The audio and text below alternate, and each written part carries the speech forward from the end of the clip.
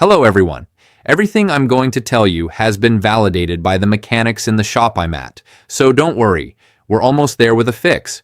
If your Ford shows the AWD off message, the first thing you think is, oh no, the all-wheel drive turned off.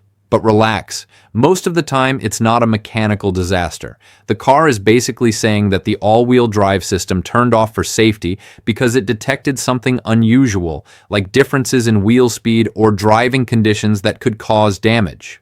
Mechanics here have seen that this message can appear suddenly, even when the front wheels are working as usual.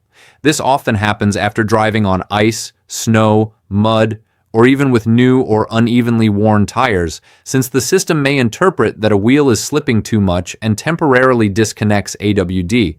Another detail seen in multiple experiences is that wheel speed or ABS sensors can confuse the system. If a sensor is dirty, has a poor connection, or fails, the AWD system thinks something is wrong and shuts off to protect the drivetrain. Checking sensors and connections can eliminate many false alarms. The battery also plays a role. Some mechanics note that a low battery or loose connections can make the system misread signals and trigger the message. Ensuring solid voltage and secure grounding helps AWD return to normal operation. In more persistent cases, the fault isn't with the battery or sensors, but with the AWD control module. Many have solved the issue by resetting the module with an advanced scanner, while others have needed the dealership to perform a software update or recalibration. This ensures the system interprets all the data correctly and stops showing the message.